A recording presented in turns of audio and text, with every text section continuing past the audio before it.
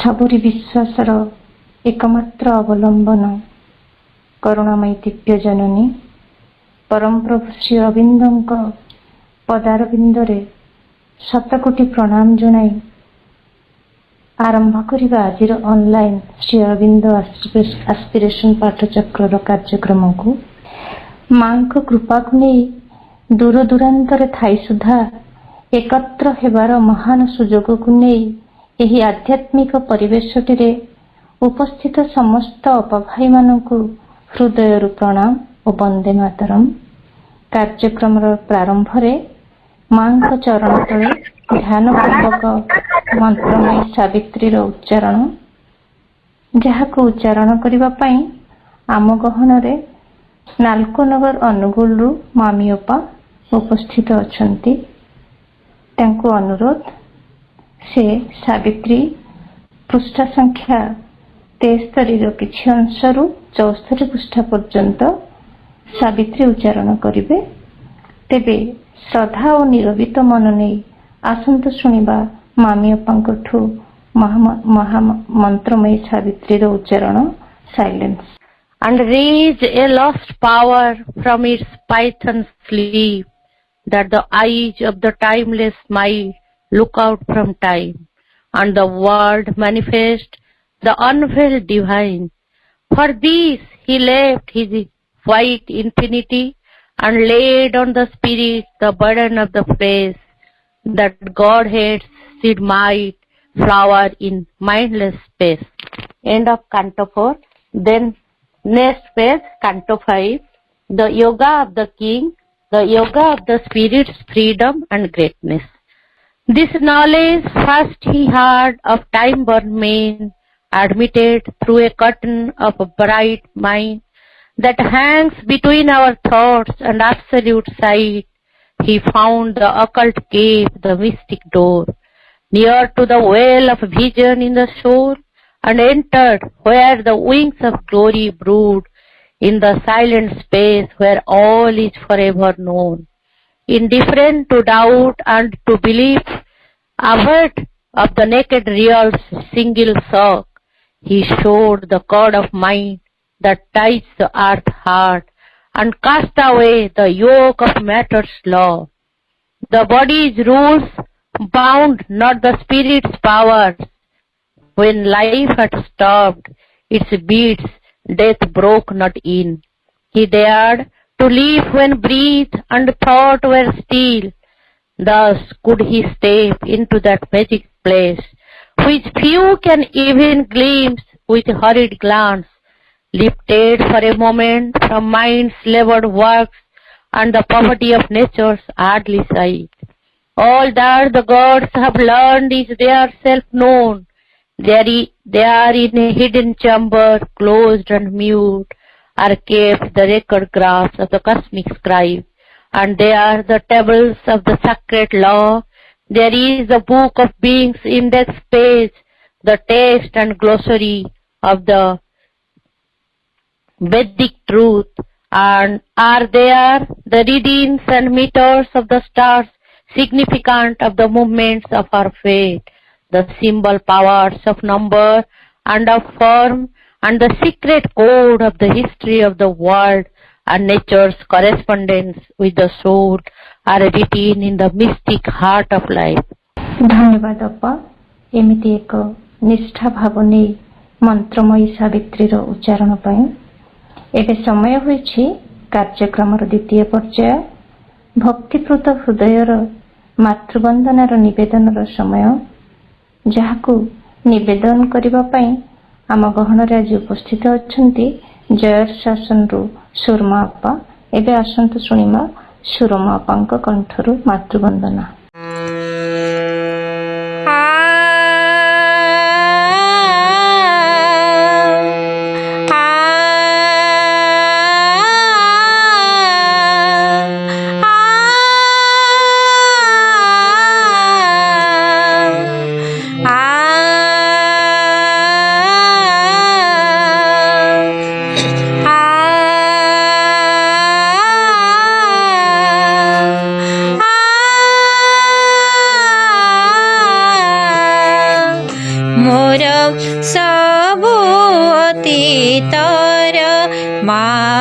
तुमे मा तुमे मोर सबु भविष्यर मा तुमे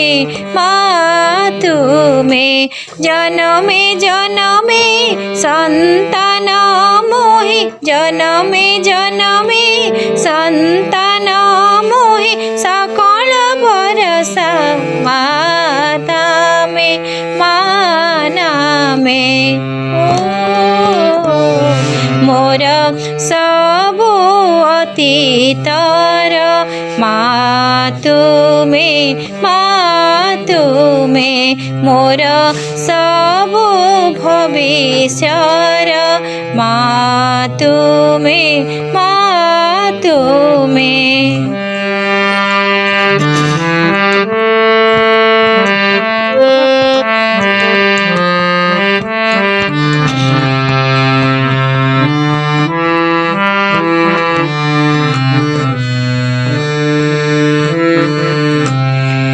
नयने नयने मारूप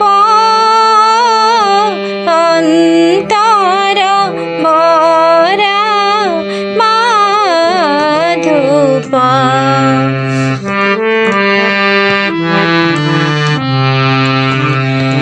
नयने नयने मारूप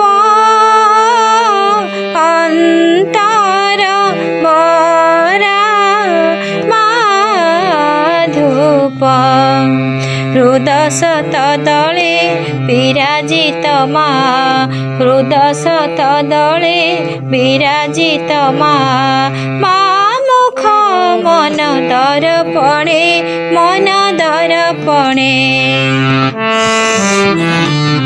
मोर सबु अतीतर मा तुमे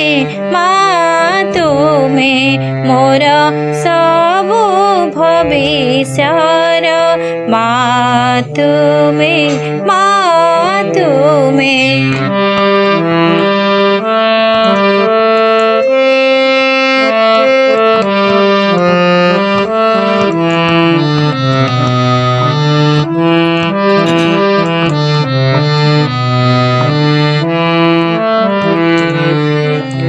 जनमे जनमे मा चिन्ते माए जनम एते ब्रूते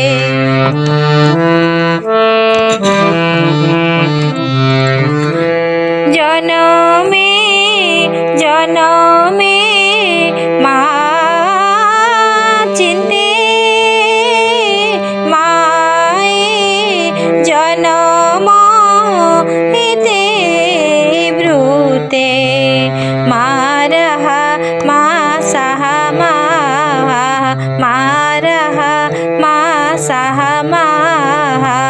किछि नाही मा बिने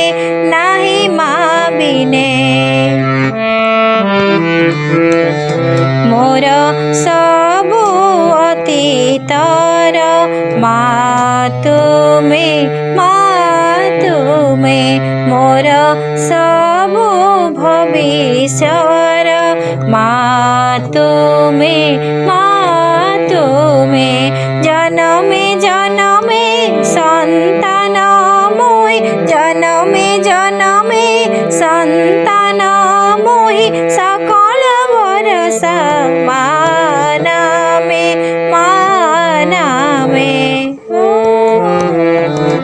मोर सबु अतीतर मा तुमे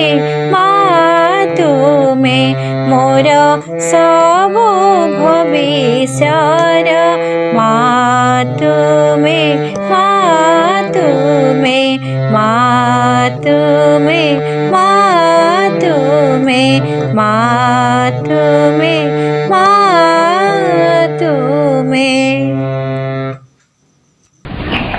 খুব ହୃଦୟସ୍ପର୍ଶୀ ବନ୍ଦନା। ସତରେ ମା ହିଁ ତ ଆମ ଜୀବନର ଆରମ୍ଭ ଆଉ ଶେଷ। धन्यवाद अप्पा एमिति आंतरिकतार प्रार्थनाटी पाई। वर्तमान समय होइछि आजिर विषय वस्तु आलोचनार collected works of Mother volume 3 प्रश्न उत्तर छଳରେ एक उपयोगी विषय वस्तु मिथ्या उपरे विजय जार आवश्यकता अपरिहार्य समस्तଙ୍କ ପାଇଁ। ଆଉ ଏହାକୁ ଉପସ୍ଥାପନା କରିବା ପାଇଁ କୋତପାଡର ଆମର ପ୍ରିୟ प्रताप भाई को अनुरोध करुछु। भाई आरंभ करंतु आजिर आलोच्य विषय वस्तु को। श्री माता शरणम मम, श्री अरविंद शरणम मम।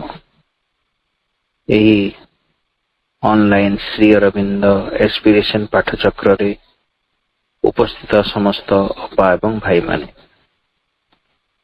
आजिर जो विषय वस्तुटी अछि ताहा होछि मिथ्या उपरे विजय। आमे प्राय ए ग्रंथर प्राय मध्य भाग रे उपस्थित। आमको मांकर ग्रंथ भितरे प्रेम ही प्रेम मिले। जेमती विषय वस्तुटी किछि क्षण आगुरु माँ जेमती मते कहिसंती से प्रकार अनुभव हुए एवं जो प्रश्नटी माँ को साधक माने प्रश्न करथांती से प्रश्न जेमती मो अंतर प्रश्न एवं उत्तर जेमती माँ मते ही दउचंती से प्रकार अनुभव हुए माँ कर प्रत्येक लेखा भितर। एवं माँ ए सबुर उत्तर प्राय 90-100 वर्ष पूर्व देइचंती, किंतु लागे जेमती एई जुग पाई मध्य एपरी किछि कथा अछि जो कि कालजयी हो जाइछि। से कौनसी काल रे मध्य कहा गले जेमती किछि वक्तव्य यदि तार समय छरी जाए से आउटडेटेड लागे, किंतु मांकर जो प्रश्न उत्तर कार्यक्रम मांकर जो आमको तांकर जो कथोपकथन आमे विभिन्न बही रे पढ़ू से कालजयी हेछि। पूरा प्रत्येक काल पाई मध्य से प्रयोज्य हेकि थाए। हमको जेमती एपरी अनुभव हुए जेमती कि एई प्रकार समय पाई एहा मध्य उपयुक्त उत्तर हेई पारे बोली। तेणु आजिर जो विषय वस्तु मिथ्या उपरे विजय ता उपरे माँ कहउचंती दुर्भाग्य मनुष्य जातिटा उपरे आजि मिथ्यार केते केते अधिपतिंकर प्राय एक संपूर्ण शासन जारी होई रहिछि। केवल निम्न स्तर स्तर रहिथिबा प्राण शक्ति नुहे, केवल से निम्न स्तरीय प्राणिक सत्ता ही नुहे, मनुष्यर समुदाय मनटी ही से अधिपति मानकु स्वीकार करि रहिछि। अगणित नाना उपाय रे ओ मार्ग रे सेमानंकर पूजा चलीछि, कारण अपना चतुरता और धूर्ततार क्षेत्र रे सेमाने प्रकृत रे अति तीक्ष्ण अति सूक्ष्म होई रहिछंती और केते प्रकार प्रलोभनकारी कौशल प्रयोग करी सेमाने अपनार अभिप्राय गुडी को सिद्ध करी बाहरिछंती। फलरे मनुष्य माने ताहाकु सत्यबा एक संपद बोली मणि सेमानंकर मिथ्याटी भितरे लाखी रहिछंती। जीवनर सुंदरतम वस्तु गुडी को अपेक्षा एही मिथ्या को सेमाने सत्यबा अधिक श्रद्धा करिबारे लागिछंती। से मिथ्याटीर निरापत्ता विषय रे आशंका युक्त होई सेमाने आपण ताहाकु आपणार क्यों निराट गभीर भितरे नहीं पोती रखिछंती, मात्र सेइटिकु सेटु बाहर करी आनी दिव्य परम सत्तांक पाखरे समर्पण करि न देबा पर्यंत सेमाने कदापि यथार्थ सुखर अधिकारी होई परिबे नाही। प्रकृतरे माँ हमको कहिसेंती बहुत आमे मिथ्या पाखरे आमे निजको अर्पण कर देइछु। तार अर्थ माँ हमको गोटे मूलरू ही वाक्य रे कहिले आमे बहुत दुर्भाग्य मनुष्य माने जो माने से मिथ्या पाखरे निजको अर्पण करिकी सेई आनंदरू निजको बा सेई सुखर अधिकारी हेबारू निजको दूरेई रखिछंती। प्रकृतरे गोटे गल्प छल रे आमे बुझी परिबा मिथ्या को आमे किपरि आपणेछु। गोटे गाँ रे जने दंपति बास करुथिले एवं सेई दंपति को घरे ନୀତି କଳିଗଳ ହୁଏ। ତ ସେ କଳିଗଳର କାରଣ ସେମାନେ ପଚାରି ବୁଝନ୍ତି ନା ସ୍ୱାମୀ ବିରକ୍ତ ହେଇକି ଆସନ୍ତି ଏବଂ ସ୍ତ୍ରୀ ଉପରେ କିଛି କହନ୍ତି, ସ୍ତ୍ରୀ ମଧ୍ୟ ତାକୁ ସମ୍ଭାଳି ପାରନ୍ତି ନାହିଁ, ତାଙ୍କର ଜବାବ ଦିଅନ୍ତି, ଫଳରେ ଦି ଜଣଙ୍କ ଭିତରେ ବଚସା ଲାଗି ରୁହେ। ପ୍ରତିଦିନ ସେପରି ହୁଏ। ବଚସାର କାରଣ ଅନ୍ୟ ପ୍ରକାର ଥାଏ ନା ସ୍ୱାମୀଙ୍କର କାମ ହେଲା ପ୍ରତିଦିନ ଯାଇକି ଗାଁ ଦାଣ୍ଡରେ ଜୁଆ ଖେଳିବା ଏବଂ ସେଥିରୁ ଯାହା ଇନକମ୍ ହୁଏ ତାକୁ ଆଣି ନିଜର ପରିବାର ପୋଷଣ କରିବା। ଏବଂ ଦି ଜଣ ସ୍ତ୍ରୀ ଭିତରେ କଥା ଲାଗୁଥାଏ, ଯଦି ସେ ଯାଇକି ଗାଁ ଦାଣ୍ଡରେ ଜୁଆ ଖେଳୁଛନ୍ତି ତାହେଲେ ତାଙ୍କୁ କାହିଁକି ମନା କରୁନ? ସ୍ତ୍ରୀ ଲୋକଟି କହୁଛି, ମଲା, ମୁଁ କାହିଁକି ତାଙ୍କୁ ମନା କରିବି ବା, ସେ ତ ସବୁବେଳେ ଜିତିକି ଆଣୁଛନ୍ତି, ଆଉ ଯଦି ମୁଁ ତାଙ୍କୁ ମନା କରିବି ତାହେଲେ ଆମେ ଖାଇବୁ କଣ? ତ ଗୋଟିଏ ପଟେ ଆମେ ସେ ମିଥ୍ୟାକୁ ମାଧ୍ୟମ କରୁଛେ ଆମର ପ୍ରତିପୋଷଣର, ତାକୁ ଛାଡିବା ପାଇଁ ମଧ୍ୟ ଇଚ୍ଛୁକ ନୁହେଁ।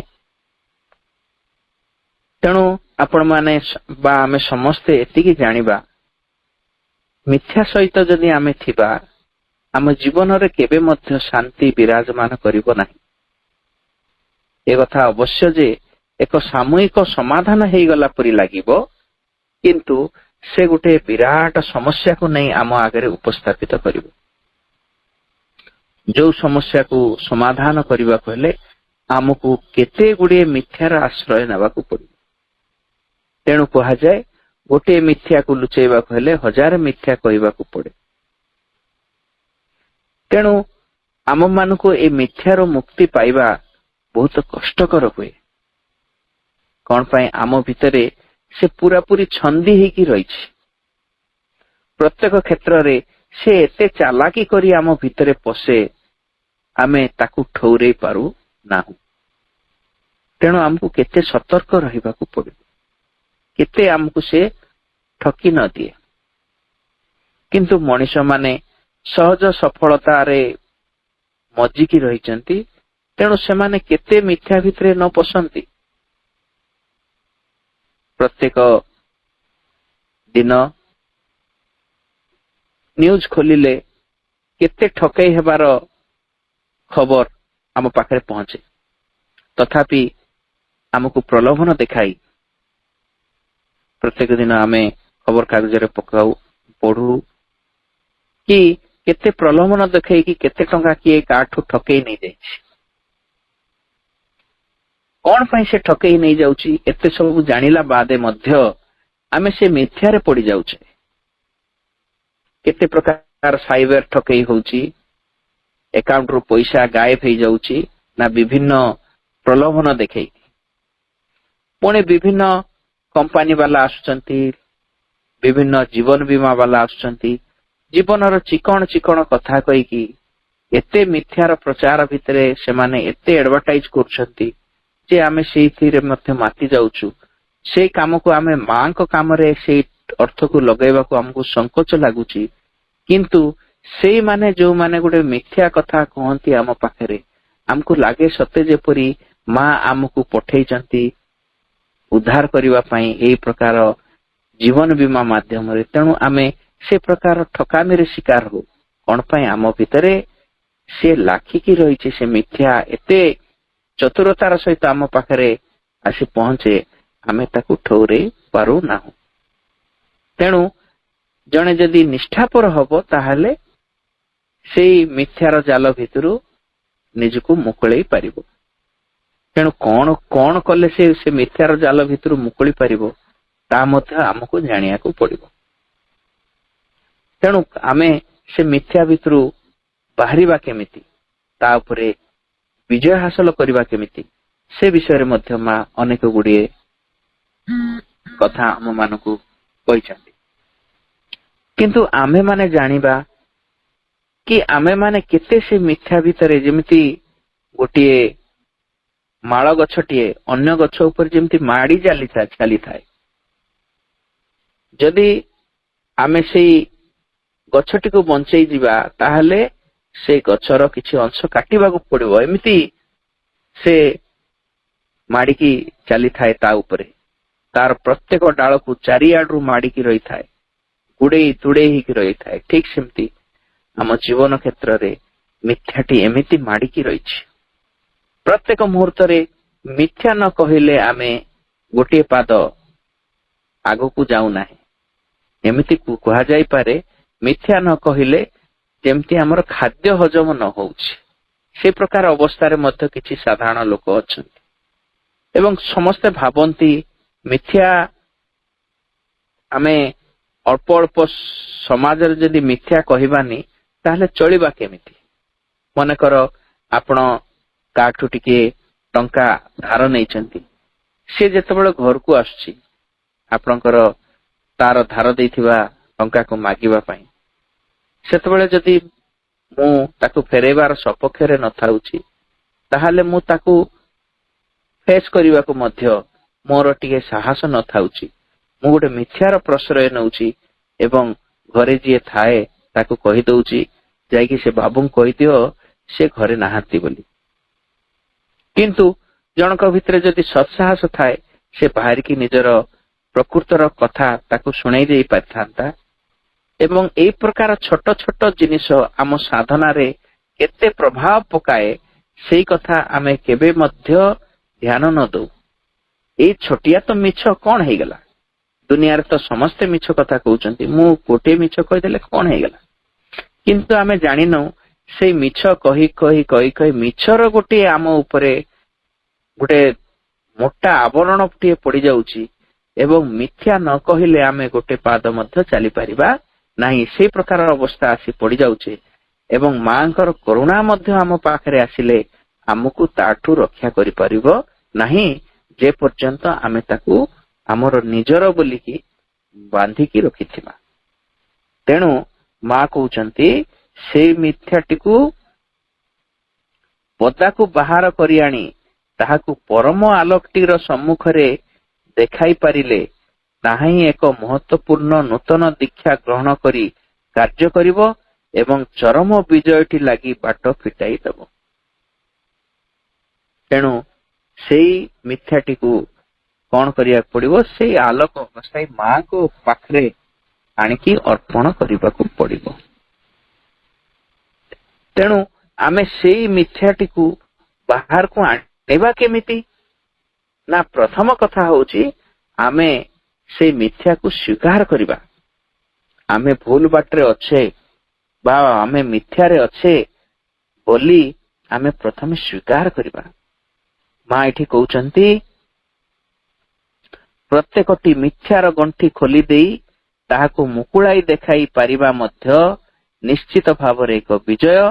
ଆମେ ଯେତେବେଳେ ଆମର ଗୋଟିଏ କୌଣସି ଭୁଲକୁ ଭୁଲ ବୋଲି ସ୍ୱୀକାର କରିପାରୁ, ତ ଦ୍ୱାରା ପରମ ଅନ୍ଧକାର ମଧ୍ୟରେ ରାଜତ୍ୱ କରୁଥିବା କୌଣସି ଗୋଟିଏ ଅଧିପତିର ନିଶ୍ଚୟ ନିପାତ ଘଟୁଥାଏ। ମା ସୁନ୍ଦର କଥାଟିଏ କହୁଛନ୍ତି, ଯେତେବେଳେ କୌଣସି ଭୁଲକୁ ଆମେ ନିଜେ ସ୍ୱୀକାର କରୁ, ସେତେବେଳେ ଆମ ଭିତରେ ଥିବା ମିଥ୍ୟାର ଗୋଟେ ପରାଜୟ ହୁଏ। କିନ୍ତୁ ଆମେ ପଶୁ ପାଖରେ ସେଇ ଜିନିଷ ନାହିଁ। ଯେତେବେଳେ କୌଣସି ପଶୁ ତାର ପ୍ରକୃତିର ବା ତା ପ୍ରବୃତ୍ତିର ବର୍ଷବର୍ତ୍ତୀ ହେଇ ସେ କଣ କରେ? କିଛି ଭୁଲ କାମ କରେ। କଣ ପାଇଁ? ତା ପାଖରେ ଭୁଲ ଠିକ କାମ କରିବାର ବାଛ ବିଚାର କିଛି ନାହିଁ, ପ୍ରକୃତି ସେତିକି ଦେଇନି, କିନ୍ତୁ ମଣିଷକୁ ଦେଇଛି। କିନ୍ତୁ ମଣିଷ ତାକୁ ଓଲଟା ଭାବରେ ବ୍ୟବହାର କରେ। ଉଦାହରଣ ସ୍ୱରୂପ ନିଆଯାଉ, ଗାଈଟି ଯୋଉ ଜାଗାରେ ଭଲ କିଛି ଗ୍ରୀନ ଗଛ ଦେଖିଲା, କିଛି ସବୁଜ ଗଛ ଦେଖିଲା, ତା ବାଡି ବଗିଚାରେ କିଏ ସୁନ୍ଦର ଫୁଲ ଗଛ ଲଗେଇଛି କିମ୍ବା ସୁନ୍ଦର ଫଳ ଗଛ ଲଗେଇଛି କିମ୍ବା ସୁନ୍ଦର ପନିପରିବା ଗଛ ଲଗେଇଛି, ଗାଈକୁ ଯେତେବେଳେ ଦେଖାଯାଏ କିଛି ସବୁଜ ତାକୁ ଅଂଶ କିଛି ଗଛ ତାକୁ ଖାଇବାକୁ ସେ ଯାଏ। ସେ ତା ପାଖରେ ବାଛ ବିଚାର ନାହିଁ ये केते स्नेह श्रद्धारे लगेइथिबो, से आकु नै कि अर्थ उपार्जन करिवो, से आकु नै कि एते कष्ट रे कामटिए करिछि, ताकू मु केमती खाइदेबी, से बाछ विचार ता पाखरे न थाए। से पशिकी ताकू खाई जाए। कौन पाई? ता भोक को से मेंटेबा सब बेले चाहे। एई प्रकार भाविबार शक्ति ता पाखरे प्रकृति देई नै। किंतु मनुष्य कौन करे? से सब को काढ़ी देकी ता चोरी करिबा प्रवृत्ति नै कि से कौन करे? से ता बाड़ी बगीचा रे से भी तार फल, तार फूल, तार पनीपरिबा चोरी करे एवं कौन से कारण धरा पड़ी गले उल्टा जुक्ति करे, जेमती से किछि भूल करिनी से प्रकार जुक्ति करे, से प्रकार गंडगोल करे। फल आमे से मिथ्यारू बाहरी पारे नाही। जो पर्यंत जने निजर भूल को निजे भितरु स्वीकार करिवो नाही, से पर्यंत से भूल रु बाहरी परिबोनी, से मिथ्यारू बाहरी परिबो नाही। तेणु प्रथम कथा हला निजर भूल को निजे स्वीकार करिबा एवं निजर भूल को निजे चिन्हि पारले से गोटे आनंदित हेबार कथा। निजर भूल को निजे जेतेबेले जणे चिन्हि पारे से गोटे बड़ विजय। किछि लोक थांती निजर भूल को मध्य बुझी पारंती नहीं, भूल टिए करू थांती किंतु सेमाने निजे से भूल लागि जुक्ति करू थांती, सेमान को जणा पड़े नहीं कि सेमाने किछि भूल करूचंती। ए प्रकार अवस्था रे भी अछंती। किंतु जणे जेतेबेले निजर भूलटा को निजे जानि पारुछि, किछि व्यक्ति थांती निजर भूलटा को निजे जानि पारंती किंतु स्वीकार करंती नहीं, जीवनटा जेम चलछि सेमति छाडी दियंती। किंतु जो माने ए भूलटा को निजे स्वीकार करंती, मां कहउचंती सेतेबेले ता भितरे जो अंधकार रहिछि से अंधकार को निपात करिवार समय ता पाखरे आसी जाइछि। किंतु आमे किपरि भाबरे भूलटा को स्वीकार करिबा ता उपरे भी मां कहउचंती। कोन कहउचंती?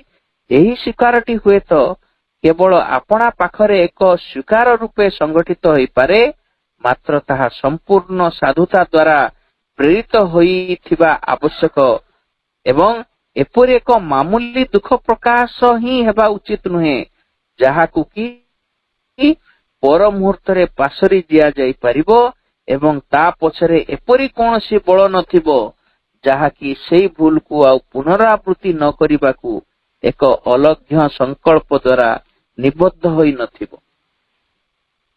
किंतु आम भितरे जो स्वीकार करिबा एडा गोटे मामूली स्वीकार जेमति न हुए, खाली दुख प्रकाश किछि समय पई दुख प्रकाश तापर पासरी जिबा ताहा नय। मां एमती भी कहि नांती जे तुमे गोटे भूल करि पकैछो, से दुख रे मजिकी रहि जाओ, से दुख करि करि ही रहि जाओ। तो काहिरे भी मां कहू नांती ता जदी करा जाए ताहले तुमे गोटे विरोधी शक्ति हाथ रे भी पळै जिवो। डिप्रेशन आड़ को जदी विषाद आड़ को जदी तुमे पळै जाउछो कोनसे भूल करिकि, ताहले तुमे से विरोधी शक्ति बा मिथ्यार शक्ति पाखरे तुमे गोटे क्रीडा न कहि जाई पारो। से जहा कहबो ताहा करि परिबो, ना नाना निर्बोध कथा तुमे मानि जीवो सेतबेलु। किंतु ताहा भी कहू नांती, मां कहउचंदी तुमे एमिति संकल्पटिए नै कि भूल करि सारला परे दुख तक जेपरि हेले आसीबो, किंतु से दुखटा को बहुत समय तुम भितरे न रखी से दुख को पासरी जाइकी तापरे तुमको गोटे दृढ़ संकल्पटिए करबा को पड़िबो, जेमिति कि से भूल रो पुनरावृत्ति न हुए। एटा निज भितरे कथा कहउचंती।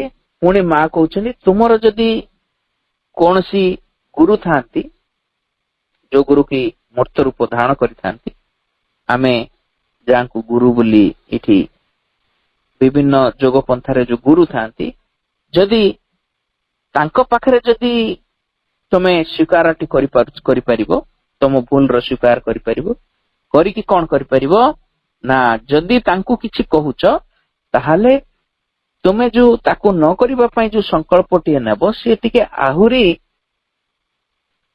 बलयुक्त होइकि रहिबो।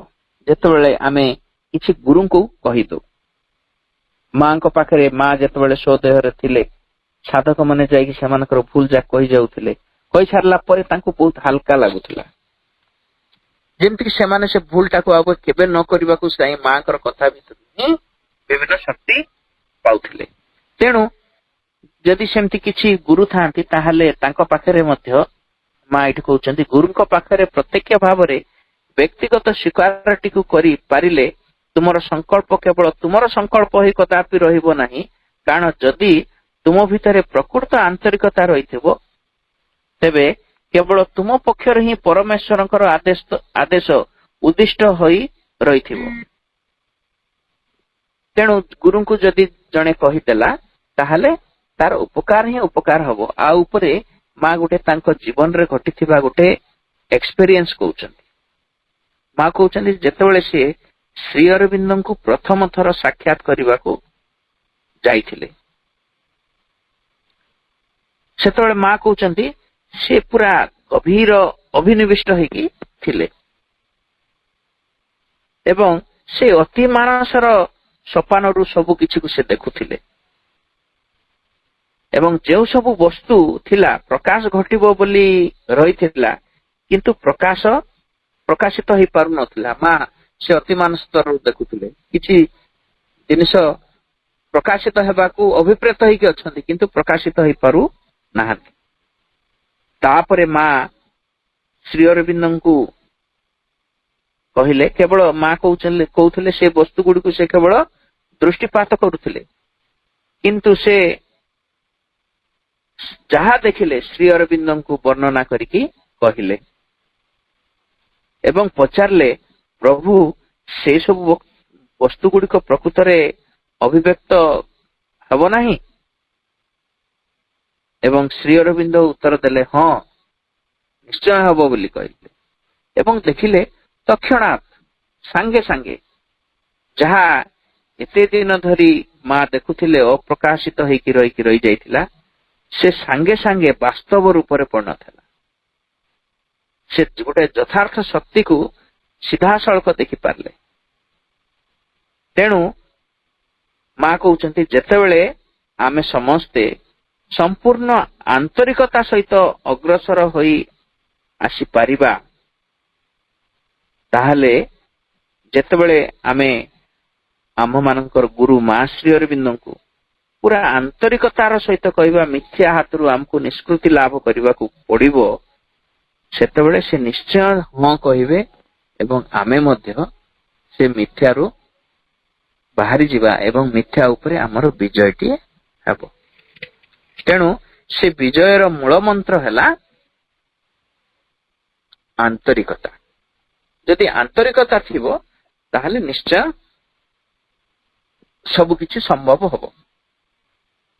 ଯେମିତି ମା ଥରେ ଜଣେ ସାଧିକା ମାଙ୍କୁ ପ୍ରଶ୍ନ କଲେ ମା ରାତିରେ ମୋର ଗୋଟେ ସୂକ୍ଷ୍ମ ଦର୍ଶନଟିଏ ହେଲା ମୋର ଗୋଟେ ଅଭିଜ୍ଞତାଟି ହେଲା ମୁଁ ଆପଣଙ୍କୁ ଧ୍ୟାନ କରୁଥିଲି ସେଇ ସମୟରେ ଆପଣ ଆସି ମୋ ଆଗରେ ବିରାଜମାନ କଲେ ଏବଂ ମୁଁ ଆପଣଙ୍କ ପାଦ ତଳେ ନିଜକୁ ସମର୍ପଣ କରିବାକୁ ଯାଉଥିଲି ଏବଂ ଦେଖିଲି ଆପଣଙ୍କର ପାଦଟି ଉଲ୍ଟା ଅଛି ତେଣୁ ସଙ୍ଗେ ସଙ୍ଗେ ମୁଁ ଆପଣଙ୍କ ପାଖରେ ସମର୍ପଣ କଲି ନାହିଁ। ଆପଣ କଣ ରାତିରେ ମୋ ପାଖକୁ ଆସିଥିଲେ? ମା କହିଲେ ନା ମୋ ରୂପ ନେଇ କୌଣସି ଗୋଟେ ମିଥ୍ୟା ଶକ୍ତି ବା ବିରୋଧ ଶକ୍ତି ତୋ ପାଖରେ ଯାଇଥିଲା ଏବଂ ତୋ ଭିତରେ ଗୋଟେ ଜିନିଷ ଥିଲା ବୋଲି ତୁ ତାକୁ ଚିହ୍ନି ପାରିଲୁ। ସେ ଜିନିଷ ହଉଛି ଆନ୍ତରିକତା। ଯଦି ଆନ୍ତରିକତା ତୋ ଭିତରେ ଥିଲା ବୋଲି ତୁ ତାକୁ ଚିହ୍ନଟ କରିପାରିଲୁ ଏବଂ ନିଜକୁ ତା ପାଖରୁ ସମର୍ପଣ କରିବାରୁ ନିଜକୁ ବଞ୍ଚେଇ ଦେଲୁ। ଯଦି ତୋ ଭିତରେ ଆନ୍ତରିକତା ନଥାନ୍ତା ତାହେଲେ ତୁ ତାକୁ ଚିହ୍ନି ପାରିନଥାନ୍ତୁ ତା ପାଖରେ ସମର୍ପଣ କରିଦେଇଥାନ୍ତୁ ଏବଂ ସେ ଯାହା କହିଲା ସେ ଅନୁସାରେ ତୁ କାମଟି ଆଗେଇଥାନ୍ତୁ ଏବଂ ଭାବୁଥାନ୍ତୁ ମାଙ୍କର ନିର୍ଦ୍ଦେଶରେ ମୁଁ କାମ କରୁଛି କିନ୍ତୁ ଦେଖାଗଲା ବେଳେ ପ୍ରକୃତ କଥାରେ ତୁ ଗୋଟେ ମିଥ୍ୟା ଶକ୍ତି ଦ୍ଵାରା ଗୋଟେ ବିରୋଧୀ ଶକ୍ତି ଦ୍ଵାରା ପରିଚାଳିତ ହେଇଥାନ୍ତୁ। ତ ଆଶ୍ରମରେ ଥିଲା ସମୟରେ ମଧ୍ୟ ଏପରି କିଛି ଘଟଣା ଘଟିଛି। ତେଣୁ ଆମମାନଙ୍କୁ କେତେ ସତର୍କ ରହିବାକୁ ହବନି କେତେ ଆନ୍ତରିକ ହେବାକୁ ହବନି। ଆନ୍ତରିକତା ହଉଛି ସେ ଚାବିକାଠି ଯୋଉ ସାହାଯ୍ୟରେ ଆମେ ସତ୍ୟ ଏବଂ ମିଥ୍ୟାକୁ ସହଜରେ ପାରିପାରିବା। ସତ୍ୟ କଣ ମିଥ୍ୟା କଣ ଆଲୋକ କଣ ଅନ୍ଧାର କଣ ସହଜରେ ପାରିପାରିବା।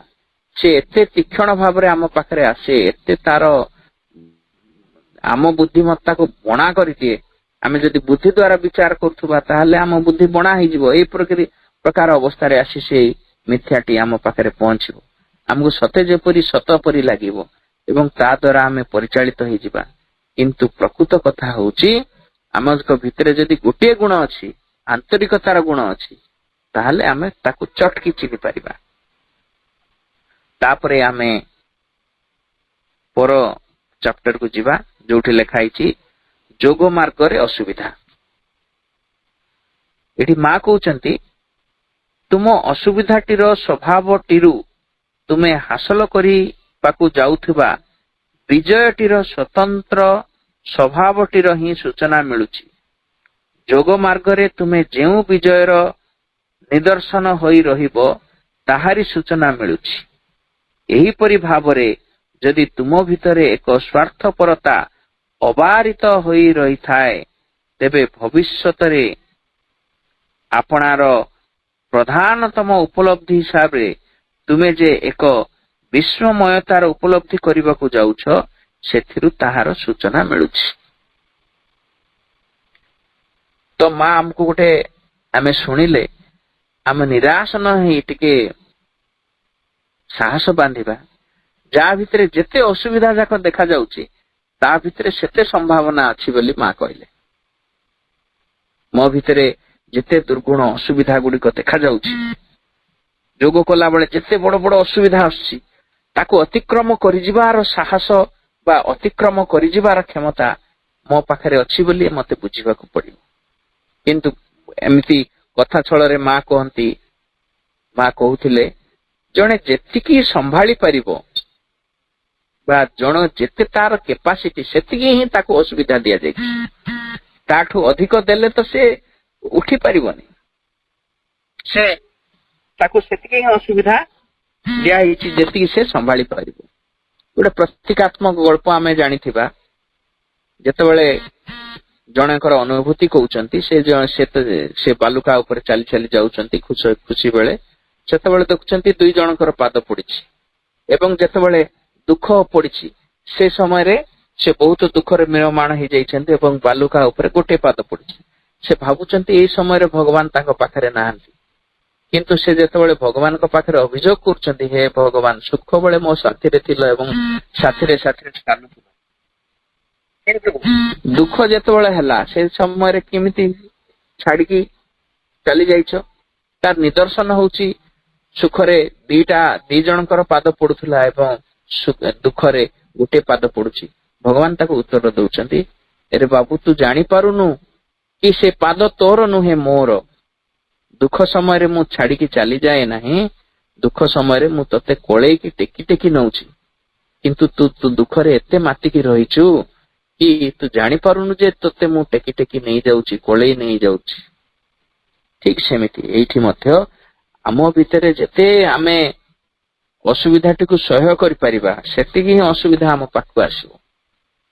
ଏବଂ ଯୋଉ ବ୍ୟକ୍ତିଙ୍କ ପାଖରେ ବିରାଟ ଅସୁବିଧା ଆସୁଛି, ଜାଣି ରଖନ୍ତୁ ତାଙ୍କ ପାଖରେ ବିରାଟ କ୍ଷମତା, ବିରାଟ ଶକ୍ତି ରହିଛି। ସେଇ ପ୍ରକାର ସେ ଅକ୍ତିଆର କରିବାର, ସେଇ ପ୍ରକାର ଶକ୍ତିକୁ ଅକ୍ତିଆର କରିବାର କ୍ଷମତା ମଧ୍ୟ ରହିଛି। ଏହାର ମାନେ ନୁହେଁ ଯେ ଆମେ ଅସୁବିଧା ଗୁଡିକୁ ବଡ ଅସୁବିଧାକୁ ଡାକି ଆଣିବା। ଆମ ଚେତନାର ଅବସ୍ଥିତି ନେଇକି ସେ ଆମ ପାଖରେ ଅଟୋମେଟିକ ଆସିବ। ଏହାର ନୁହେଁ ଯେ ମୋ ପାଖରେ ଯେତେ ଅସୁବିଧା ଆସିବ ମୁଁ ସେତେ ଅଗ୍ରଗତି କରିବି ବୋଲି ମୁଁ ବଡ ଅସୁବିଧାକୁ ଡାକି ଆଣିବିନି, ବିବାସ ଗୋଡକୁ ହାତ ଦେବିନି।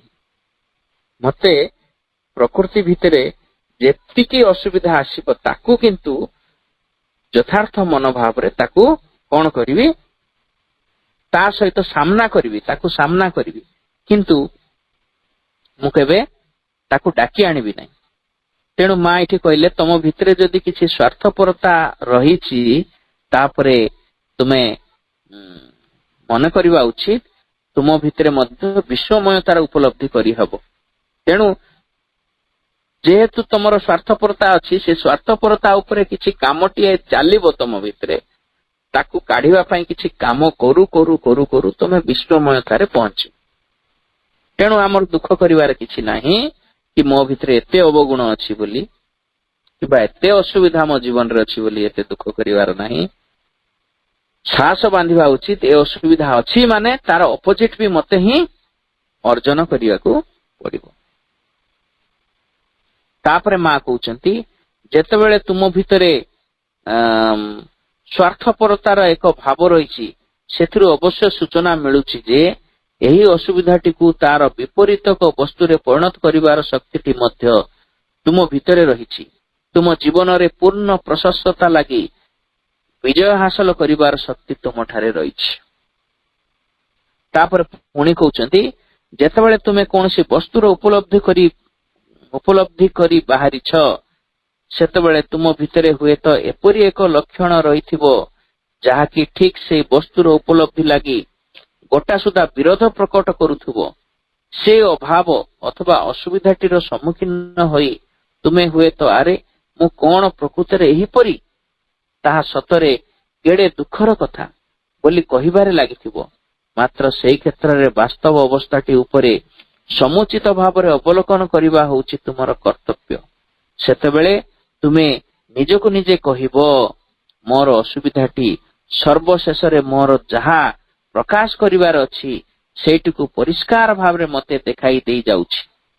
ମେରୁଟିର ଅପର ପାର୍ଶ୍ୱରେ ଯାହା ରହିଛି, ମୋର ସେହି ଅଭାବଟି ସମ୍ପୂର୍ଣ୍ଣ ବିପରୀତ ବସ୍ତୁ ବୋଲି ଯାହାକୁ କୁହାଯାଇପାରିବ, ମୋର ପ୍ରକୃତରେ ତାହା ହିଁ ଲକ୍ଷ୍ୟ।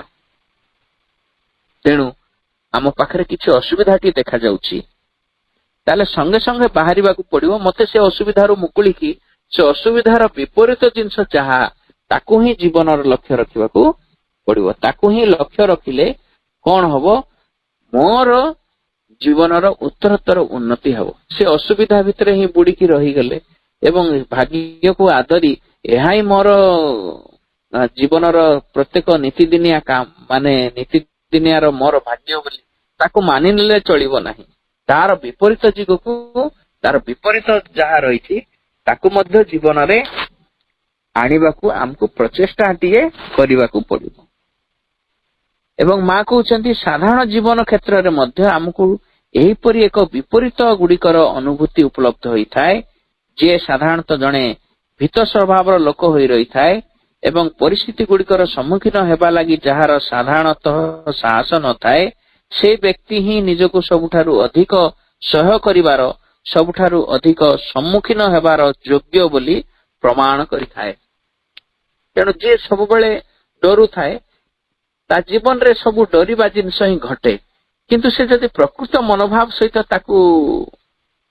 ତା ସହିତ ସାମ୍ନା କରେ, ସେ ପ୍ରତ୍ୟେକ ଭୀତ ପରିସ୍ଥିତିକୁ, ଯେତେ ଡରେଇବା ପରିସ୍ଥିତିକୁ, ମନେକର ଜଣେ ରାତିରେ ଅନ୍ଧାରକୁ ଡରୁଛି, ଯଦି ସେ ଅନ୍ଧାରକୁ ଡରିବାଟାକୁ ସିଏ ତାର ଜୀବନର ଅଗ୍ରଗତି ପଥରେ ଏଇଟା ସାହାଯ୍ୟରେ ୟାକୁ ଯଦି ଜୟ କରିବି ତାହେଲେ ମୋ ଜୀବନରେ ଅଗ୍ରଗତି ହେବ ବୋଲି ତାକୁ ନିଏ, ତାକୁ ସାମ୍ନା କରେ, ତାକୁ ଡରିକି ପଳାଇ ଯାଏ ନାହିଁ, ତାହେଲେ ସେ କଣ ହୁଏ ଦେଖେ, ତା ଭିତରେ ଏପରି ସାହସ ଜନ୍ମେ ଯେମିତିକି ସେ ସାଧାରଣ ଲୋକଙ୍କ ଠାରୁ ସେ ଆହୁରି ଆଗକୁ ପାଦେ ଆଗେଇ ଯାଏ ଯଦି ତା ଉପରେ ସେ କିଛି କାମ କରେ। ପୁଣି କହୁଛନ୍ତି ଯେଉଁ ବ୍ୟକ୍ତି ନିଜ ଭିତରେ ଦିବ୍ୟ ପରମ ସତ୍ତାଙ୍କ ଲାଗି ଅଭିପ୍ସା ରଖିଛି ଏବଂ ଅନ୍ୟ ଦିଗରେ ଯେଉଁ ବାଧା ନିରନ୍ତର ତା ଆଗରେ ଦଣ୍ଡାୟମାନ ହୋଇ ରହିଛି, ଦିବ୍ୟ ପରମ ସତ୍ତାଙ୍କୁ ଲାଭ କରିବା ନିମନ୍ତେ ତାହା ହେଉଛି ତା ଦ୍ୱାରା ସ୍ୱରୂପ, ତାହା ତାର ଦ୍ୱାର ସ୍ୱରୂପ ଏବଂ ଏହି ବାଧା ଗୁଡିକ ତାର ବ୍ୟକ୍ତିଗତ ପ୍ରକୃତି ଅନୁସାରେ ଆସିଥାଏ। ଭଗବତ ପରମ ଉପଲବ୍ଧି ନିମନ୍ତେ ଆମେ ତାହାକୁ ହିଁ ତାର ନିର୍ଦ୍ଦିଷ୍ଟ ପଥ ବୋଲି ଜାଣିବା। ତେଣୁ ମା ଗୋଟେ ବାଣୀ ଦେଲେ କି ତୁମେ ତମର ଅସୁବିଧା ଗୁଡିକ ପ୍ରତି କୃତଜ୍ଞ ରୁହ। କଣ ପାଇଁ ନା ସେ ଅସୁବିଧା ହେଉଛି ସବୁଠୁ ତୁମ ପାଇଁ କ୍ଷୁଦ୍ର ବାଟ, ସଂକ୍ଷିପ୍ତ ବାଟ, ଯୋଉ ବାଟରେ ତମେ ଭଗବାନଙ୍କୁ ପାଇବ। ସୁଖରେ ତ ସମସ୍ତେ ଭଗବାନଙ୍କୁ ଭୁଲି ଯାଆନ୍ତି, କିନ୍ତୁ ଦୁଃଖ ବେଳକୁ ଦେଖାଯାଏ ଭଗବାନଙ୍କୁ ସମସ୍ତେ ମନେ ରଖନ୍ତି। ଏବଂ ଯଦି ଜୀବନଟି ଭିତରେ ପ୍ରତ୍ୟେକ ମୁହୂର୍ତ୍ତରେ ଅସୁବିଧା ଥାଏ, ଅସୁବିଧା ହିଁ ଭରିକି ରହିଥାଏ, ତାହେଲେ ଭଗବାନଙ୍କୁ ଆମେ କେବେ ପାଶୁରିବା କି? ଯଦି ଆମେ ପ୍ରକୃତରେ ଭଗବାନଙ୍କୁ ଚାହୁଁଥିବା ତାହେଲେ ଦୁଃଖ ଆସିବ ନିଶ୍ଚୟ, କିନ୍ତୁ ଆମେ ଚାହୁଁ କି ନ ଚାହୁଁ ଆସିବ। ଆମେ ତ ଚାହିଁବା ନାହିଁ ଦୁଃଖ କେବେ, କିନ୍ତୁ ଦେବେ ଭଗବାନ। କଣ ପାଇଁ ଦେବେ ନା ସେ ଦୁଃଖ ମାଧ୍ୟମରେ ତାଙ୍କ ସହିତ ଅଧିକ ନିବିଡ଼ ହେଇକି ରହିବା। ତେଣୁ ଶ୍ରୀ ଅରବିନ୍ଦ ମଧ୍ୟ ଭାବନା କାରିକାରେ କହିଛନ୍ତି, ହେ ମୋର ପରମ ପ୍ରେମକ, ମତେ ତୁମେ ମାଡ଼ ଦିଅ। ଯଦି ତୁମେ ମତେ କିଛି ମାଡ଼ ଦଉନ ତାହେଲେ ମୁଁ ଜାଣିବି ଯେ ତୁମେ ମତେ ଭଲ ପାଉନାହ। ପ୍ରହାର କର ବୋଲି କହୁଛନ୍ତି। ଏ ପ୍ରହାର କର ଅର୍ଥ ବିଭିନ୍ନ ଅସୁବିଧା ଯାକୁ ଯେତେବେଳେ ଆମ ଭିତରେ ଆସେ ସେଇଟା ପ୍ରହାର ରୂପରେ ହିଁ ଆସେ, ଆମକୁ ପ୍ରହାର ପରି ଲାଗେ। ହେ ପରମ ପ୍ରେମିକ, ମତେ ତୁମେ ପ୍ରହାର କର, ଏବଂ ତୁମେ ମତେ ଯଦି ପ୍ରହାର ନ କରୁଛ ମୁଁ ଜାଣିବି ଯେ ତୁମେ ମତେ ଭଲ ପାଉ ନାହ। ତେଣୁ ଭଗବାନ ଯାହାକୁ ଭଲ ପାଆନ୍ତି ତାକୁ ସବୁବେଳେ କଣ କରନ୍ତି, ପାଖରେ ରଖନ୍ତି, ଏବଂ କେବେ ମଧ୍ୟ ତାକୁ ସେ ଯେମିତି ତାଙ୍କ ପାଖରୁ ନ ଯାଉ ସେଇ କାମ ବ୍ୟବସ୍ଥା କରିଦିଅନ୍ତି। ଏବଂ ସେଇ ତାଙ୍କ ପାଖରୁ ନ ଯିବାର ଗୋଟେ ସରଳ ମାର୍ଗ ହଉଛି ଅସୁବିଧା ଗୁଡିକ। ଯେତେ ଅସୁବିଧାରେ ଆମେ ପଡିବା ସେତେ ଅସୁବିଧାରେ ମାଙ୍କୁ ପାଶୋରି ଯିବା ନାହିଁ। ସୁଖ ଯଦି ଥିବ ତାହେଲେ ବହୁତ ପାଶୋରି ଯିବା, ଆମେ ସବୁ ମୁହୂର୍ତ୍ତରେ ପାଶୋରି ଯିବା। କିନ୍ତୁ ଯଦି ଅସୁବିଧା ପଡିଥିବ ତାହେଲେ ସବୁବେଳେ ମାଙ୍କ ପାଖରେ ରହିବା। କିନ୍ତୁ କେବେ ମଧ୍ୟ ଅସୁବିଧାକୁ ଆମେ ଚାହିଁବା ନାହିଁ। ସେଇଟା ନିଶ୍ଚିତ ଭାବରେ ଆମ ପାଖରେ ଆମର ପ୍ରକୃତି ଯେମିତି ଥିବ ସେଇ ପ୍ରକାର ଅସୁବିଧା ଗୁଡିକ ଅଟୋମେଟିକ ଆସିବ, ଆମର ପ୍ରକୃତିକୁ ବେଶ କରି ଆସିବ। ଏବଂ ସମସ୍ତଙ୍କୁ ଯେ ଅସୁବିଧା ଆସିବ ତାର ମଧ୍ୟ କିଛି କାରଣ ନାହିଁ। କିନ୍ତୁ ଆମର ପ୍ରକୃତି ଭିତରେ ଯଦି କିଛି ସଜାଡିବାର ଥାଏ ତାହେଲେ ବିଭିନ୍ନ ଅସୁବିଧା ମାଧ୍ୟମରେ ହିଁ ସହଜରେ ସେ ସଜାଡି ହୁଏ। ପ୍ରତ୍ୟେକଙ୍କର କ୍ଷେତ୍ର ଦେଖିବା, କିଛି ଅସୁବିଧା ହିଁ ନୂତନ ଉଦ୍ଭାବନକୁ, ଯେମିତି ଆମର ଗୋଟେ ପ୍ରଭାବ ରହିଛି, ଆବଶ୍ୟକତା ହିଁ କଣ କରେ ନା ଉଦ୍ଭାବନକୁ ଜନ୍ମ ନିଏ। ସେମିତି ଅସୁବିଧା ହିଁ କିଛି ନୂତନ ଜିନିଷକୁ, ନୂତନ ସମ୍ଭାବନାକୁ କଣ କରେ, ଆମ ଭିତରେ ତିଆରି କରେ। ତେଣୁ ମା କହିଲେ ଅସୁବିଧା ଗୁଡିକ ହଉଛନ୍ତି ସବୁଠୁ ସର୍ଟେଷ୍ଟ ରୁଟ ଭଗବାନଙ୍କ ପାଖକୁ ପାଇବା ପାଇଁ। ତେଣୁ ଯୋଉମାନଙ୍କୁ ମା କୃପା କରନ୍ତି ସେମାନଙ୍କୁ ସେଇ ଅସୁବିଧା ଗୁଡିକୁ ଜୋରସୋରରେ ଆସେ, ତାକୁ ସେଇ ମନୋଭାବରେ ନେବା ଉଚିତ। ଯେହେତୁ ମୁଁ ମାଙ୍କର ଅତି ପ୍ରିୟ, ତେଣୁ ମତେ ବହୁତ ଅସୁବିଧା ମା ଦେଇଛନ୍ତି, ଯେମିତିକି ମୁଁ ତାଙ୍କୁ ଭୁଲି ନ ଯାଏ। ଅସୁବିଧା ଏଇଥିପାଇଁ ଦେଇଛନ୍ତି ଯେ ତାଙ୍କ ସହିତ ମୁଁ ସବୁବେଳେ ତାଙ୍କୁ ସେ ଅସୁବିଧା ଯାକୁ ଜଣେଇବି ଏବଂ ଆଗକୁ ଯିବି। ଯେହେତୁ ସୁଖରେ ରହିଲେ ମୁଁ କାଳେ ତାଙ୍କୁ ଭୁଲିଯିବି ଏବଂ ଅନ୍ୟ ପଥକୁ ପଳେଇବି। ତେଣୁ ମା ମତେ ଭଲ ପାଇକି ଅସୁବିଧା ଗୁଡିକୁ ଦେଇଛନ୍ତି ବୋଲି ଆମକୁ ଏଇ ପ୍ରକାର ମନୋଭାବ ପୋଷଣ କରିବାକୁ ପଡିବ। ପୁଣି କହୁଛନ୍ତି, ପୁନଶ୍ଚ ଆମେ ଏଇ ସତ୍ୟଟିକୁ ମଧ୍ୟ ଜାଣି ରଖିବା ଯେ ଯଦି କୌଣସି ବ୍ୟକ୍ତିର ପଥରେ 100ଟା ଅସୁବିଧା ରହିଛି ତେବେ ତାହାର ପ୍ରକୃତ ଅର୍ଥ ହେଉଛି ଯେ ତାହାର ଉପଲବ୍ଧି ପ୍ରକୃତରେ ଏକ ଅଦ୍ଭୁତ ବିରାଟ ଉପଲବ୍ଧି ହେବାକୁ ଯାଉଛି। ମା ଆଉ ଗୋଟେ ଆଶାର ବାଣୀ ଆମକୁ କହିଛନ୍ତି, ଯଦି ଆମ ଜୀବନରେ 100ଟା ଅସୁବିଧା ଅଛି ତାରେ ଆମର ଉପଲବ୍ଧି ମଧ୍ୟ ଅଦ୍ଭୁତ ହବ। ଜଣଙ୍କ ପାଖରେ ଗୋଟେ ଅସୁବିଧା ଅଛି, ତାର ଉପଲବ୍ଧି ଠାରୁ ମୋର ଉପଲବ୍ଧି ଗୋଟେ ଅଦ୍ଭୁତ ପ୍ରକାର ହବ। এই କଥା ବି ଜାଣି ରଖନ୍ତୁ। ଏଇଟା ଗୋଟେ ଆମ ଜୀବନରେ ଗୋଟେ ମନ୍ତ୍ର ପରି। ଯେତେବେଳେ କୌଣସି ଅସୁବିଧା ଆସେ ଆମକୁ ଏଇ ବାଣୀ ଯାକୁ ମନେ ରଖିବାକୁ ପଡିବ। ଆମେ ସବୁବେଳେ ଅଭିଯୋଗ କରୁ, ମୋ ଜୀବନରେ ହିଁ ଏତେ ଅସୁବିଧା କାହିଁକି? ଅସୁବିଧା କେବେ ମୋର ଅନ୍ତ ହବ? ଅସୁବିଧା ଉପରେ ଅସୁବିଧା, ଅସୁବିଧା ଉପରେ ଅସୁବିଧା। ବୋଧେ ଏଇ ସଂସାରର ସବୁଠୁ ଦୁର୍ଭାଗ୍ୟବାନ ବ୍ୟକ୍ତି ହଉଛି ମୁଁ। ତାହେଲେ ସେ ଅସୁବିଧାଟି ବଢିଯିବ ଏବଂ ସେଇ ଯୋଉ ଅସୁବିଧାରୁ ଭିତରୁ ଆମକୁ ମୁକୁଳିବାର କିଛି ମଧ୍ୟ ସାହାଯ୍ୟ ମିଳିବ ନାହିଁ। ଯଦି ଆମେ ଭାବିବା ଏତେ ପ୍ରକାର ଅସୁବିଧା ଅଛି ତାହେଲେ ନିଶ୍ଚୟ କଣ କରାଯିବ ନା ସେଇ ଅସୁବିଧା ଯାକ ଭିତରୁ ଗୋଟେ ଅଦ୍ଭୁତ ଅନୁଭୂତି ମୋର ହେବ। ଏବଂ ଜଣେ ସାଙ୍ଗ ମୋର ତାଙ୍କ ଅନୁଭୂତି ମତେ କହୁଥିଲେ, ସାଧାରଣ ଜୀବନର ଅନୁଭୂତି। ସେ ଗୋଟେ ଅଚିହ୍ନା ଜାଗାକୁ ଯାଇଛନ୍ତି, ଯୋଉ ଜାଗାରେ ସେ କାହାକୁ ଚିହ୍ନି ନାହାନ୍ତି। ତାଙ୍କୁ ରାତି 2ଟା ହେଇଗଲାଣି, ଗୋଟେ ଟ୍ରେନରେ ଯିବାକୁ ହବ। ସେ ଟ୍ରେନରେ କୌଣସି ଜାଗାରେ ଜାଗା ନାହିଁ ଏବଂ ଯୋଉ ବଗି ଭିତରେ ଚଢୁଛନ୍ତି ସେମାନେ କୋଉ ଭାଷାରେ କଥା ହଉଛନ୍ତି କେଜାଣି, କିନ୍ତୁ କେବଳ ତାଙ୍କୁ ଗାଳି କଲା ପରି ହିଁ ସେ ଭାଷାଟି ଲାଗୁଛି। ତେଣୁ ସେ ପ୍ରତ୍ୟେକ ବଗି ଚଢୁଛନ୍ତି ଏବଂ ସେଇଠି ଲୋକମାନେ ଯୋଉ ପାଟିତୁଣ୍ଡ କରୁଛନ୍ତି ୟାଙ୍କୁ ଦେଖିକି ଭାବୁଛନ୍ତି ମତେ ହିଁ ଗାଳି କରୁଛନ୍ତି ବା କିଛି କହିବାକୁ ଚାହୁଁଛନ୍ତି ବା ଏଇଠି ଚଢ ନାହିଁ ବୋଲି କହୁଛନ୍ତି। ସେମିତି ଭାବିକି ସେ ଓହ୍ଲେଇ ପଡୁଛନ୍ତି।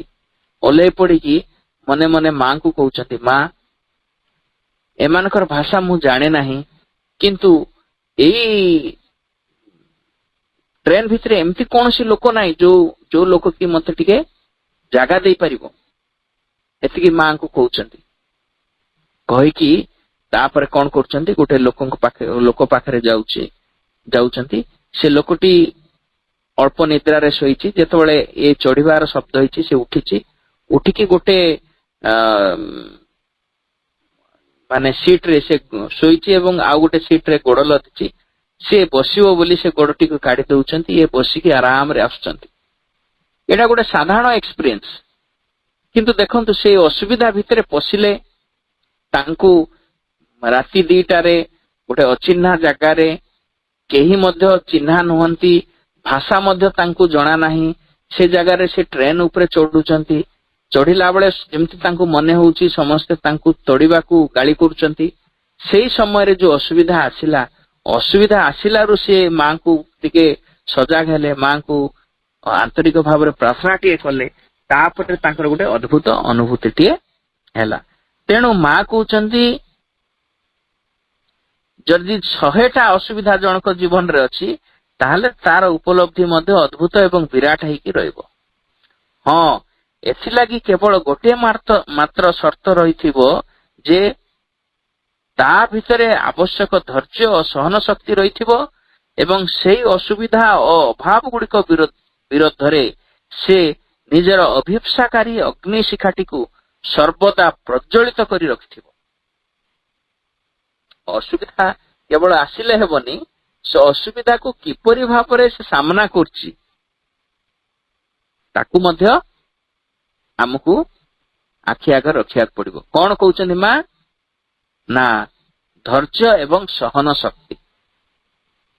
ଅସୁବିଧା ଆସିଲେ କେବେ ମଧ୍ୟ ଧୈର୍ଯ୍ୟ ହରେଇବ ନାହିଁ।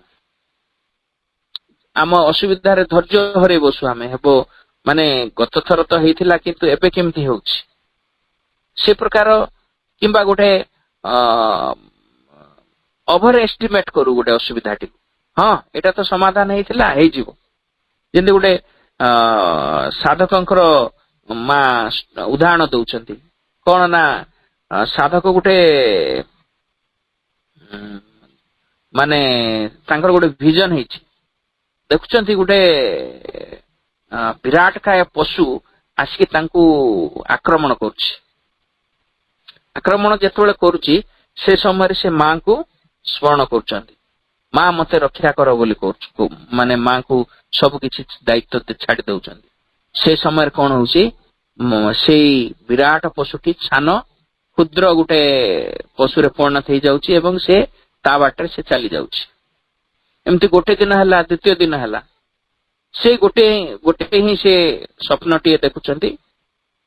କିନ୍ତୁ ତୃତୀୟ ଦିନ ଭାବୁଛନ୍ତି, ହଁ ସେ ତ ପଶୁ, ଇଏ ବି ସାନ, କିଛି ସମୟ ପରେ ବିରାଟ ପଶୁଟି ସାନ ହେଇଯିବ ଏବଂ ସେ ଚାଲିଯିବ।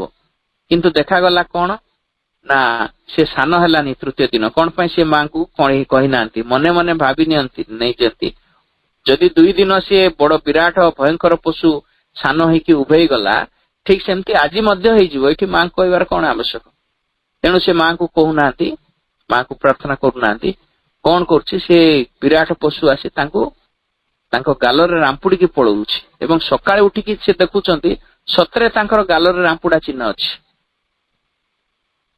ତ ଆମେ କଣ କରୁ ନା, ଏମିତି ତ ହବ ବୋଲି ବି ଆମେ ବି ଗୋଟେ ଅଣ୍ଡର ଏଷ୍ଟିମେଟ କରୁ ଅସୁବିଧା ଗୁଡ଼ିକୁ ଯେତେବେଳେ ଜଣଙ୍କ ପାଖରେ ପହଞ୍ଚେ ଏବଂ ସେ ଭାବେ ଅସୁବିଧା ଆସିଛି ତ ମା ଦେଇଛନ୍ତି ଏମିତି ପଳେଇବ ବୋଲିକି ସିଏ ଆଉ କିଛି ତା ଉପରେ କାମ କରେନି, ତାହେଲେ ସେ ଅସୁବିଧା ତାକୁ ସେମିତି ଏପରି ଗୋଟେ ବଡ ଗାତରେ ବି ପକେଇ ପାରେ। କିନ୍ତୁ ସେ ସମୟରେ ଯଦି ସେ ମାଙ୍କୁ ଯଥାର୍ଥ ଭାବରେ ସମର୍ପଣ କରିପାରିଲା, ତାହେଲେ ସେ ଅସୁବିଧାଟା ଗୋଟେ ଅସୁବିଧା ହେଇକି ରହିବ ନାହିଁ, ଗୋଟେ ପାହାଚ ହେଇଯିବ, ଗୋଟେ ପାହାଚ ତିଆରି ହେଇଯିବ। ଚେତନାରେ ଅଗ୍ରଗତି କରିବା ପାଇଁ ଆଉ ଗୋଟେ ପାହାଚ ହେଇଗଲା ପରେ ସିଏ ଆରାମରେ ଚେତନାର ଗୋଟେ ଉର୍ଦ୍ଧ୍ୱ ସ୍ତରକୁ ଯାଇପାରିବ। ତେଣୁ ଆମ୍ଭ ମାନଙ୍କୁ ମା କହୁଛନ୍ତି ସହନ ଶକ୍ତି ଥିବ, ଧୈର୍ଯ୍ୟ ଥିବ, ପୁଣି ଅସୁବିଧା ସମୟରେ ତାର ଯୋଉ ଅଭିପ୍ସାର ଅଗ୍ନି ଅଛି, ସେ ଅଭିପ୍ସାର ଅଗ୍ନି ଯେମିତି ପ୍ରଜ୍ୱଳିତ ହେଇକି ରୁହେ। ଯେମିତି ଝଡ଼ ବେଳେ ଦୀପଟି ठीक भाव जली पारे नहीं, एपटे सेपटे हुए, लिभिगला परी हो जाए। ठीक सेमती असुविधा बेले जदि आमर भितरे थिबा अभिप्साटी, आम भितरे थिबा आस्पृहार अग्निटी जदि ऐसा एपाख सेपाख हैला, ताहले असुविधाटी आम पाखरे शीघ्रता अतिक्रम होइजिबो नाही। ताको अतिक्रम होइजिबाक हेले मध्य सेई समय रे मध्य आमर आस्पृहार अग्नि जेते तीव्र भाव रे जळिबो, असुविधाटी तार से अग्नि रे गोटे समेत होइजिबो एवं अभिप्साटी अधिक जोर रे प्रज्वलित होइकी उठिबो। तेणु आमर से अभिप्सार अग्नि को सेई प्रकार सर्वदा प्रज्वलित करिकी रखिया को पड़िबो बोली मां कहउछन्ती। एवं मने रखिबा को हबो, तुमर असुविधा और बाधा गुड़िक अनुपात रे ही साधारणतः तुमे दिव्य परम सत्तांकर करुणार अधिकारी होई परिबो। मांकर करुणा सेते आसीबो, जेते बड़ बाधा सेते बड़ करुणा। माने एटा हमको लागे, किंतु वास्तव जीवन रे जतबेले आमे अनुभव करू सेतबेले असुविधा को आमे किए फेस करूनु। असुविधाटी जेते कम होबो सेते भलो बोली आमे भाबू, किंतु आम प्रकृति अनुसारे, आमर कैपेसिटी अनुसारे बा आमर केते बड़ आमर लंफ प्रदान करिवार अछि, ता उपरे कोन हुए सेमती विराट विराट असुविधा गुड़िक आम आगरे आसिकी पहुंचे एवं ताकू आमे अतिक्रम करिया पड़िबो। जदि धैर्य अछि, साहस अछि एवं गोटे तीव्र आस्पृहा अछि लक्ष्य प्रति, ताहले निश्चय आमे ताको अतिक्रम करि जिबा। एथिरे तिळे मात्र संदेह नाही। तेणु असुविधाटी रहिबो ही रहिबो। आम प्रकृति जो प्रकार अवस्था रे अछि, वर्तमान असुविधा ही ता पई ताको आगु को निये, नले आमे सोईकी रहिबा। वर्तमान से प्रकार अवस्था रे अछु, असुविधा ही हमको चले चले जाए। जेमती कुकुर को माने गोल माछीटी सोईबा को न देई ताकू निराकार भाई जो कहंती, ताकू एते प्रकार एक्सरसाइज करे जे तार बॉडी टी जेमती नमनीय होई जिवो। से प्रकार असुविधा गुडी को आमे असुविधा गुडी को एमती हमको कौन करती ना साहाय्य करती, माने इनडायरेक्टली साहाय्य करती, जा फल रे आमे भगवान को कृपा जेमती भगवान कर कृपा जेमती सहजरे लाभ करि परिबा। गोटे छोट कथाटीए कहि कि आजि सरेबा। जेमती गोटे चोर को पुलिस पिटुथिला एवं एते पिटिला, पिटी सारला पर चोर कहला, टिके रही जाओ को तुमे मते काहे कि पिटुच, तुमे जानि न जे मु अछि बोली तुमरो दाना पानी चालुछि। मु जदि चोरी न करिवि तुम डिपार्टमेंट ही उठी जिवो। ठीक एमती असुविधा थिले ही पुलिस दरकार पड़िबो। तेणु सेमती असुविधा आम जीवन रे साधनार किछि असुविधा हेले ही मां मने पड़िबे, किंतु असुविधा को आमे केबे इनवाइट करिवा नाही, किंबा असुविधा न आसु बोली मां को प्रार्थना करिवा नाही। कोन पई सेही असुविधा भितरे ही आमे अधिक जोर रे अग्रसर हे परिबा, अधिक तीव्र भाव रे अग्रसर हे परिबा, जल्दी भगवान पाखु जाई परिबा। तेणु आजिर आलोचना टिकु समय हे गलानी, आमे एथि रखिबा। वंदे मातरम। आजिर विषय वस्तु टिकु मनछुआ गल्प और उदाहरण सब माध्यम रे भाईंकर उपस्थापना खूब हृदयग्राही। बहुत बहुत धन्यवाद भाई। आज कार्यक्रम को मां को निकट रे समर्पित कराई मां को म्यूजिक सहित किछि समय ध्यान रखिबा।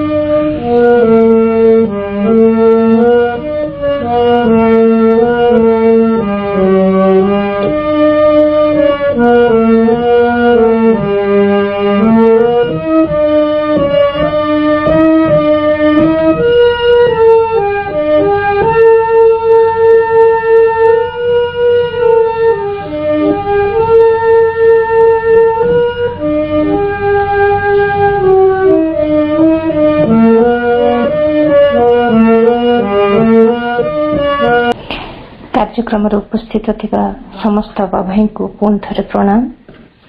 प्रभु और मां निकटରେ अशेष अशेष कृतज्ञता आउ थे प्रणाम जनाई भाई को धन्यवाद सहित कार्यक्रम विरति घोषणा करुछु। कार्यक्रम ओभर। समस्त को अरभर।